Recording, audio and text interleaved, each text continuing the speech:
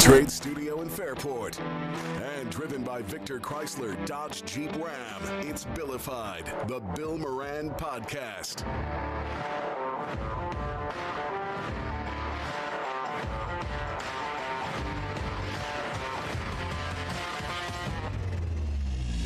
Well, hello, Twitter world. Oh. Hey, Renegades. Yours truly here. Will we ever hear that again? X-World. Hey, X-World. Hey, X-World. That's all right. Already texts coming in all day long. Things have been coming, but just before we got on the, just before we went on the air, or on the podcast, I should say, fired up the cylinders. I did get a message from someone saying, I am so excited to hear you talk about O.J. Simpson. Somebody else said you had a real love-hate relationship with O.J. Simpson. And I would say that that's probably true. Why are we hearing more than one thing? I just mute the TV.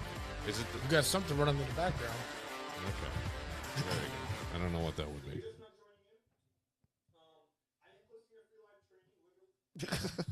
Free life training. Yeah. How to work your damn TV. It was, I think it was, I was trying to get to the message about the O.J. Simpson thing. But, man, it's so weird to me because there were so many things that happened today that are sort of this parallel to O.J. Simpson. I'll just say this. You're going to hear about O.J. Simpson everywhere. Everywhere you turn, you're going to find and hear about O.J., but I think that we'll have maybe a different look at O.J. Simpson throughout the entire day today or show today. Looking forward to this podcast Well, all day. I mean, I sent you the text, like literally like a minute. I'm on Twitter. All of a sudden, well, you were the first. this tweet pops up Winner. from O.J. Simpson, I hadn't seen anything. and I'm like, whoa! And I sent Yeah. it to you, Yeah. and I'm like, hey, Thanks for the text, Dick. well, I mean, I figured you'd figure it out. Well, you're the king of memes and stuff, so I figured you'd probably get all the juice memes like lined up and ready to go. Oh, they're ready. So, but I mean, OJ was a big part of my childhood growing up. First, watching him as a Bills fan, because when the Bills were on the rise, he was working at NBC Sports, and he was Buffalo's biggest ambassador, not just for the Bills, but for the city of Buffalo. I mean, this is a Rust Belt city that was dying, and O.J. Simpson made it sound like Buffalo, even though his actions didn't speak the same way, he made it sound like Buffalo was like the greatest place in the world. Right. And he was Buffalo's ticket to the big time. He really was. Before Kelly, before anything. He's the one. He's a big reason why we still have the Bills, O.J. Simpson. And then all of a sudden, June 12th, 1994, he throws it all away, allegedly. And then I mean, can you imagine the 90s without the O.J. Simpson fiasco? Yes. What would the 90s be defined by? Just the Clintons? Maybe, or it would also be Or the internet. The internet, the Clintons. I think you could also say grunge. Yeah, but grunge kind of died after a couple of years. I think I wrote an article or column in the Times that's going to come out Saturday. I said the 90s were really defined by three things. The Clintons being in the White House, both of them, right? The internet, because it changed everything. And O.J. Simpson. Yeah, the O.J. Simpson to me was, I think at one point in America, you could have asked anybody from 7 to 70 and said O.J., and I think they would have known who you were talking about. O.J. Simpson was a beloved athlete. He was a great college athlete, Heisman Trophy winner, goes on to the Buffalo Bills, sets all kinds of records, retires with his hometown team, the San Francisco 49ers. He's a Bay guy. He goes on to be a broadcaster. He goes on to do comedy. He's, I think it was Jeff Ross put up there, this one really hurts, Hertz, because he did the Hertz commercials. He did the isotoner gloves. He did everything. And then it switched. And I think that trial, you can look at from so many I'll call it sociological aspects in terms of reality television. I really think it was sort of the birth of reality television. People were glued to that trial 24/7. My grandma. Most people remember exactly where they were when the verdict came down. Oh, yeah, I do.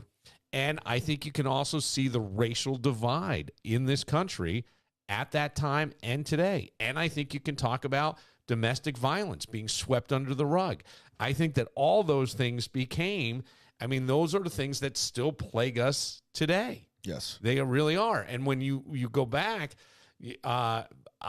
whether or not he did it, and I can play you a former juror who says you didn't get to see all the evidence that we got to see. But, you'll read articles and opinion pieces that are already out on the internet and from various newspapers. Somebody said, look, I worked for the Miami Herald. Every white person let out a gasp and every black person cheered in the newsroom. I don't know. You go back just a few months prior to that whole thing with OJ, or just a few years prior, excuse me, you had the Rodney King deal where the police beat the shit out of this guy, and then people rioted in the city after that. So you had such a racial divide. It was such a hotbed. And Mark Furman and the N-word came out in the trial. I mean, when you they take all the sensational stuff out of it, just on the surface, just from a race standpoint, boy, did that expose a lot of stuff. Yeah. I mean, it really did. I mean, it brought a lot to light. And I remember coming home from school every day. We think OJ kept my grandmother alive because, like, she was something to look forward to. Yeah, because every day at noon, because they're on the West Coast, OJ's on, and then CNN would have it. And then when they went to commercial, we got to move to E.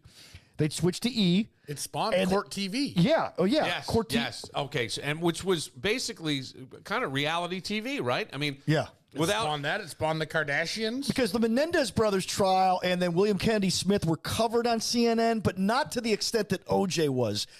Court TV came out because of OJ. CNN was like showing like trials before because they had to cover something. It was 24-hour news. But OJ's what really, like Kevin said, was the Court TV. Made Court TV I feel a thing. like that sort of led to reality TV, not necessarily scripted reality TV, but when people go, wait, hang on a second, we need to make money off this. It can't be all that boring and shit. Cops.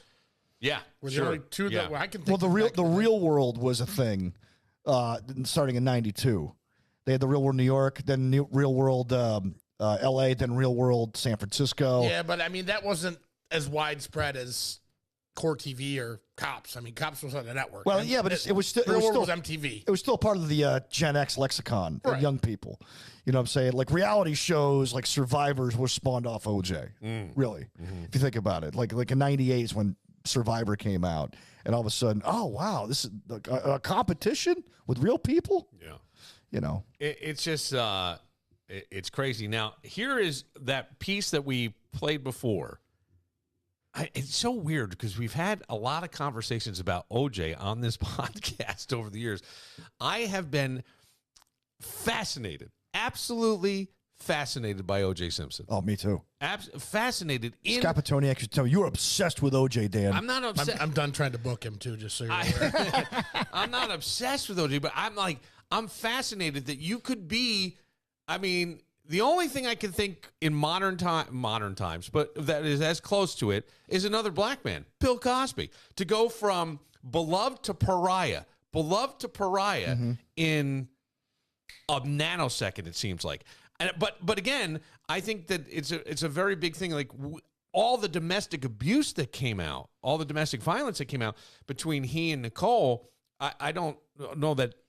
We didn't know. It was kind of, but there were people who knew. It was reported, but quietly reported. Well, you know what I'm saying? Like, there's a famous piece. But he was OJ. He's OJ. We love OJ. Yeah. Come on, it's not that we know this guy. Yes. Come on. Yes. It's Uncle Juice. Right. He ain't going to hurt nobody. Right. It was, even on television. Remember that show with Roy Firestone called First Look or Sports Look or whatever? Yeah. And then became later known as Up Close. It was on before Sports Center, like 5:30.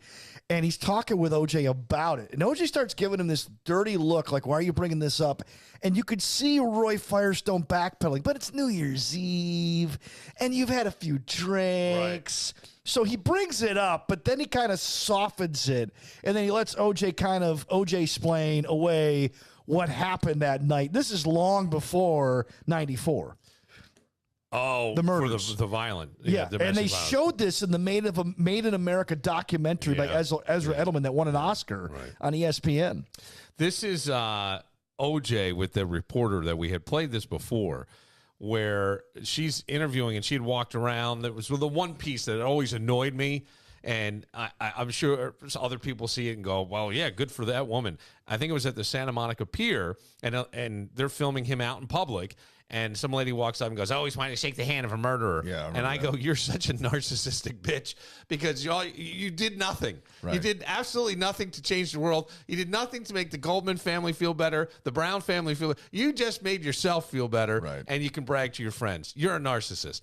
But in terms of OJ in that story, the piece where he comes at the woman faking with a banana when she answers the door, this is how it actually unfolded in that piece. If you promise that you will not ask me another question about the case, I will never ask you again. We won't have to talk about it anymore. Just did you do it? No, I didn't. No, I didn't. Nope. Did not do it. Okay, now. After we finished filming, OJ said to me that he had a surprise for me, and I genuinely was surprised. I think it was his idea of a joke, and this is it.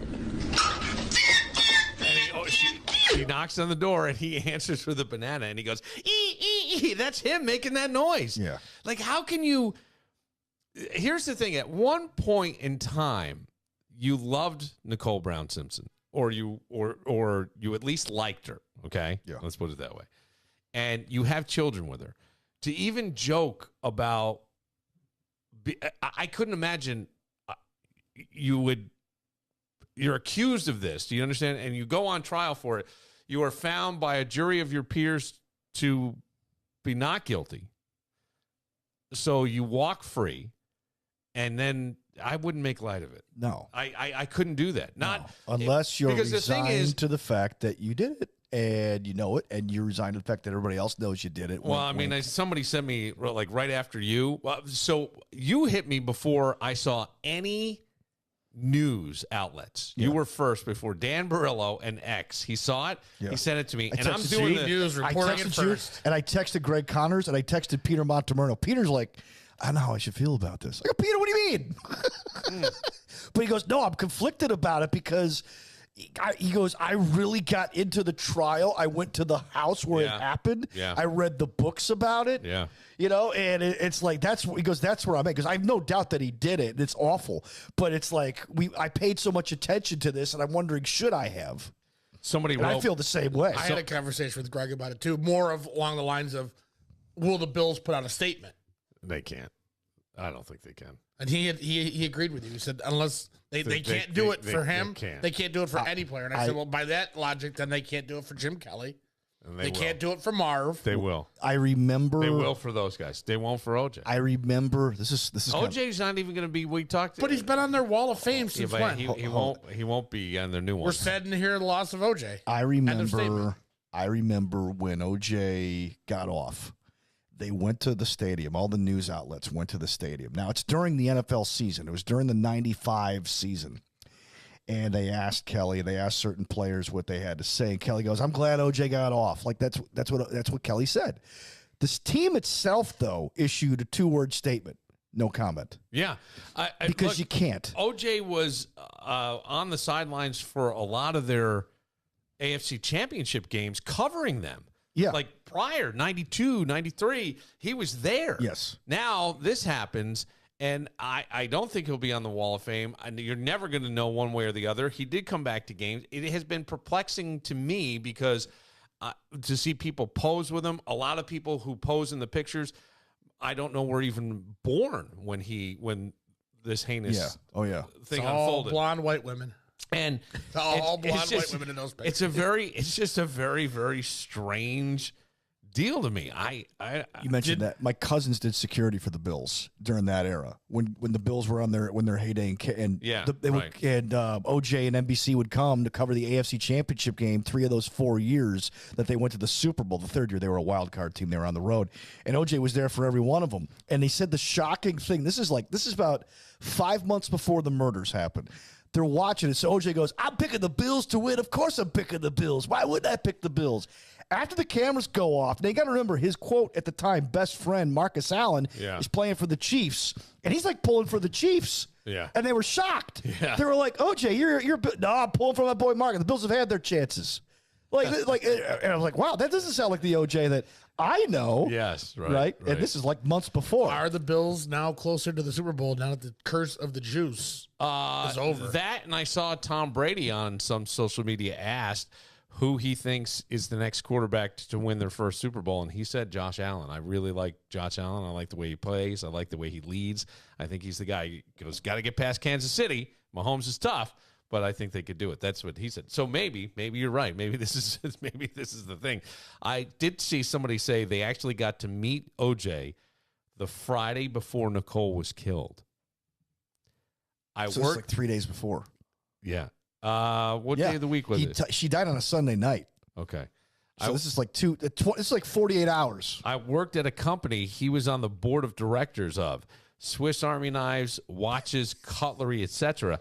I actually had to make him a one-of-a-kind Swiss Army knife specifically for his role in the third Naked Gun movie. A week or so after that, the FBI was all over the building. That's what I'll remember about OJ. That's what they wrote. That's what I'll remember. I just got the update that cancer has been acquitted in the murder of O.J. Simpson. That's it. It got off. Cancer got off. Here is the final OJ. This is the final OJ on X, February 11th. Hey, X-World, it's me, yours truly. Boy, what a beautiful day it is here in Las Vegas. Even though the game is indoors, it wouldn't have mattered, but still, it's nice to have a beautiful day like this. Hey, let me take a moment to say thank you to all the people who've reached out to me. My health is good. I mean, obviously, I'm dealing with some issues, but hey, I think I'm just about over it, and I'll be back on that golf course, hopefully in a couple of weeks. But it was very nice hearing from you and hearing those good, positive words. Thank you. Now, as far as the game goes, obviously, my prediction is not hope. I'm basing it on who's on the field. I see a 24-20 win by the 49ers. And that's not hope. I'm basing that on the quality of the players that are on the football field. So who's going to be MVP? Purdy. There's somebody screaming in the background like they're playing golf. Did you hear it? They sound like they got a bad shot. They screamed, fuck. I swear it's hard. And then just about over it, 2 months. Yeah. And here he is 2 days prior to that. Hey, X-World. Hospice? You talking about hospice? No, I'm not in any hospice. No, you're not. No, you are not.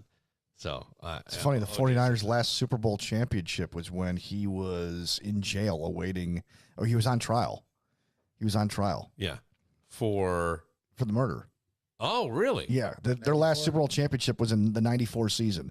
Super Bowl 29. That was the first time the Bills didn't go in those 4 years. Okay. That was, that's when the streak was snapped. Since then, they've been to 3 Super Bowls, and they've lost them all. That's right. Yeah, they did lose them all. That was the one they beat up on San Diego. Just beat the crap out of them. Here is, so of course, one of the famous things that came out of the OJ trial, at least in my mind, was the constant barrage of jokes on Saturday Night Live from one Norm Macdonald at the Weekend Update.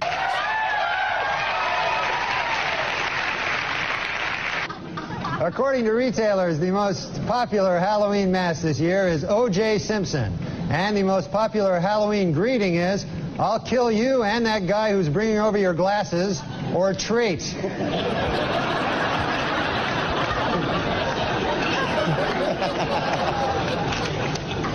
And the Pope came out with a book this week, which contains a series of essays examining faith and morality in today's secular world and the changing role of the Catholic Church as it approaches the 21st century.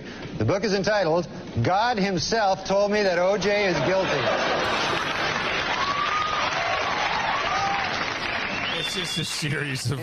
You can go on X and find a 10-minute reel of Norm Macdonald just doing every joke about OJ. I think my favorite one was the one with Tim Meadows, where he's doing the telestrator. Yeah. He's drawing out the play that spells "I did it." I stumbled across that one. So remember when Steve Tasker was parodied on Saturday Night Live for that snafu during the Super Bowl and the power went out, and he was a sideline reporter for CBS.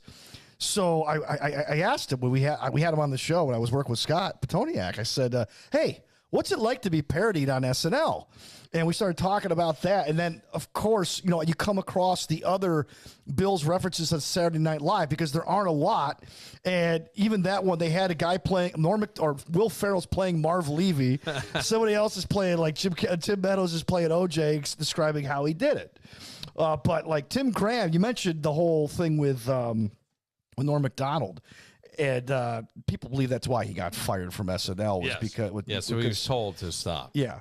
Well, he goes, was sworn to secrecy on this bit of info, but now that they're both dead, this is Tim Graham from The Athletic tweeting. In my reporting on OJ, I was shown direct messages from Norm Macdonald's Twitter account asking OJ to play golf with him at Canyon Gate while in town for the 2019 World Series of Poker. Bygones be bygones, Norm said. Norm's first offer was to do a scripted bit and then just to play for laughs, but they never did get together, I'm told, although OJ was going to do Norm's podcast. Yeah, I mean, that would have been really interesting to know, and I don't doubt that. Mm-hmm. We had Tim Graham on. I've been reaching out and bugging him all day, and I know he's got a lot of deadlines and a lot of things to write, and I would think he may be the guy OJ talked to the most in one-on-one interview. Yes. Is that possible? Yeah. Or is that – I have no idea. Again, who can really say? But Tim Graham has interviewed him at least 3 or 4 times and told us on this podcast, and he had never said it before, was that OJ wanted to do his own podcast with Tim Graham interviewing him more or less because he felt he could trust him. And Tim wrote, and some people will tell you Tim is a sensational writer. I thought he wrote very colorfully. I wouldn't call it sensational. I would say he adds a lot of color, so it almost feels like you're in the room with the person. But factual. Yes. But factual and fair. Yeah, you can't That's find what I think, but you can't find anything that's inaccurate with Tim Graham ever. We'll take a moment. Today we do a lot of different projects here, and one of them is the Copcast for the Fairport Police. They came over and asked if I would do it, and so we do. Today they had a 98-year-old man, and his name is Jack Foy. Jack was in the Battle of the Bulge, and he served in World War II, and it was just an interesting conversation to hear. I pulled a clip because all I could think about, because while the podcast is being taped this morning, Dan sends me the thing, and then probably 2 to 3 minutes after I get the text from Dan that OJ's dead, now I'm getting, it's ABC, it's Fox, it's this. So everybody's now either confirming or finding out that O.J. Simpson had died. And it's just something that I have always wondered about O.J., and this guy sort of confirms what I think, and you'll hear it, and we'll get into it. We'll do that next. But BTB, Wood Fire Pizza and Grill, in the mall at Grease Ridge, not a bad spot to go and park it to watch any game. They got 50 TVs, see every ball, every strike, every basket. The Masters, that's right. Every hole in the Masters. $10 one toppings tomorrow, too, tonight for the Masters. That's right. And they have a whole bunch, since it's April, whole bunch of new, delicious specials, like the BTB Smash Burger. This sounds so good to me because it's a double smash patty, and then they add a little heat. Grilled jalapenos, onion straws, hot honey, pepper jack cheese, bacon jalapeno cream cheese, and served with fries. Or you could probably sub the chips. Either one, either one you like. And then they have a dirty martini pasta. Olives, garlic, lemon vodka cream sauce, served with your choice of super salad. It's just so good. And one of my other favorites on this menu is the spinach artichoke mac and cheese bomb. Their house-made spinach artichoke mixed in their house-made Alfredo, overflowing out of a bread bowl with your choice of soup or salad. It's all at BTB. Get there, sit back, relax, have yourself a cocoa berry spring spritz as you take in the Masters. It's Bacardi Dragonberry, coconut cream, and pineapple juice. You know who loved the Masters? Yours truly. Would it happen to be this guy? Hey, X-World, it's me. Is it him? Hey, X-World, it's me. O.J. Simpson. I should have played the Masters, but I decided to go to USC and play football. We will get to we'll get to this interesting conversation with a 98-year-old man who himself is from Greece. We'll get to that next, but first. Hey, X-World.